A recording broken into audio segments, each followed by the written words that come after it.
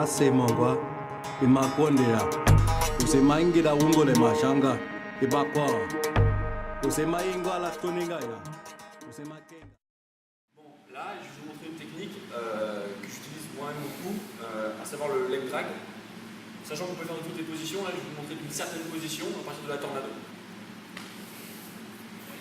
Donc l'adversaire me prend en tornado, ici. En l'occurrence, toujours bien contrôler le bas de pantalon au niveau des fesses pour garder la pression. Jamais lui laisser le soin de casser la distance pour pouvoir travailler. Je vais contrôler la jambe extérieure ici et je vais faire un léger décroché suivant le côté que vous préférez travailler. Un léger crochet sur la jambe pour bloquer la jambe avec mon tibia. Je garde la pression tout le temps. Et là, dans un mouvement, je vais pousser ses fesses tout en gardant sa jambe contre moi et tout en verrouillant mon tibia à l'intérieur de son genou pour partir sur la position du leg drag. Ici, en plongeant. Je garde bien la pression aussi, ça évite à mon adversaire de pouvoir s'échapper ou de revenir.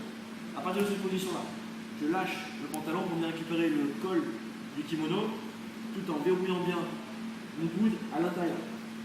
Jamais rester comme ça. Là, c'est dangereux. Ici. Une fois que j'ai fait ça, je le garde ici pour venir contrôler en dessous. Hop, ma jambe extérieure va se tendre pour ramener la position de leg drag. Je garde la pression sans rentrer ma jambe à l'intérieur, c'est dans 50-50. Je garde bien la pression là et je garde ça. Pour passer, j'enlève ma main, je prends le pantalon sur la jambe qui est le plus près du sol. Je garde bien la pression, tends ma jambe et je passe. Et je passe.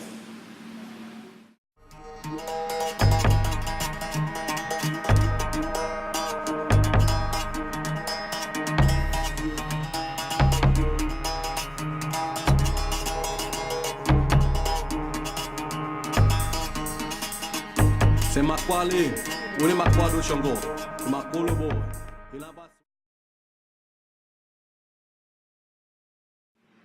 Ok, donc aujourd'hui je vais vous montrer en fait une façon différente d'aller prendre un grip qu'on a plus l'habitude de voir normalement. Vous allez voir quand on va le travailler aussi bien au-dessus qu'en dessous. Moi, je vais d'abord vous montrer la façon d'aller chercher en dessous, qui va amener derrière où on va prendre une clé de bras ou un triangle ou une clé d'épaule. Et après, en fait, sur un passage de garde par au-dessus, le même grip. Voilà, c'est un grip vraiment moi qui m'est venu au fur et à mesure avec les années d'expérience. J'ai trouvé que c'était vraiment un grip très intéressant et on sent vraiment un meilleur contrôle de l'adversaire. Donc ici, je vais le prendre dans ma garde. Ici, garde fermée. Donc c'est vrai qu'ici, quand il est en posture classique, on a plutôt tendance à venir chercher la manche ici et après directement venir chercher le col ici, ce qui est vraiment la prise du grip le plus classique. Donc voilà, donc moi la petite différence que je vais faire ici, c'est au lieu d'aller chercher le col, je vais tout simplement ici, si vous remarquez, il y a toujours une partie qui est un peu lâche ici au niveau du kimono qui est juste devant l'épaule. Donc au lieu d'aller chercher le col là, je vais tout simplement ici aller chercher, bon, juste dans le creux de l'épaule, à la commissure ici, entre le devant de l'épaule et l'aisselle. Bon, ici, bon, là, ici bien fermé. Ce qui fait qu'ici, quand je le maintiens et je le tire vers moi, j'ai vraiment le contrôle de son épaule. Voilà, ce que je veux contrôler moi à la base. Donc ici, quand je vais partir sur la clé de bras notamment, quand je tire vers moi, pour qu'il recule l'épaule, ça va être beaucoup plus difficile pour lui que de le faire si j'ai le col. Ok, donc je prends ici, bon, je tire vers moi, je verrouille mon coude, et là, de là, j'ai plus qu'à partir directement sur la clé de bras. Je maintiens toujours vers moi, là ici, pour partir sur la clé de bras. Même chose ici, pour partir, on va pouvoir développer différentes techniques.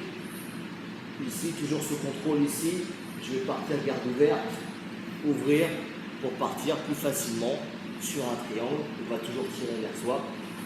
Bon, ici, toujours maintenir à l'intérieur, bien tirer vers soi, verrouiller le coude pour aller terminer sur le triangle. Et même chose ici, je vais partir garde ouverte, la même qu'avant, sauf que cette fois-ci, je vais tout simplement tirer vers moi dans la direction vraiment droite vers moi. Je vais pousser légèrement sur mon pied Et je vais vraiment serrer mes deux genoux à l'intérieur. Et à partir du moment où ici il est bien verrouillé, je vais tout simplement avec ce genou pousser plus vers l'intérieur et ouvrir son bras ici à l'extérieur pour vraiment faire une clé ici au niveau de l'épaule, là ici, donc bien serré. Je vais pousser plus à l'intérieur par ici et j'ouvre le bras ici pour faire la clé. Voilà. Ça me permet aussi également, cette prise-là, de partir sur une clé de bras sans avoir le besoin de passer la jambe par-dessus l'épaule, par-dessus la tête, pardon.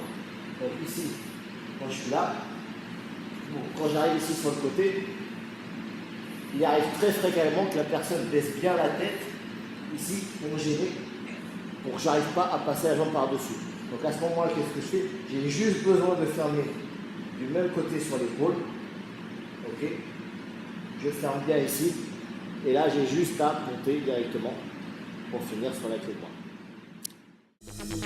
Makatanga dundega we anga duke maskenga dunle hinga daka masunge makacha hinga daka muteke malakanjo je makadundun hinga kachande dum banka tensega hugata janga unke basagande unge basangola sunge malaka chobe mai katanza gingenga latwa hinga dujo unge dala kwatanzo e mahadi kaka indawa.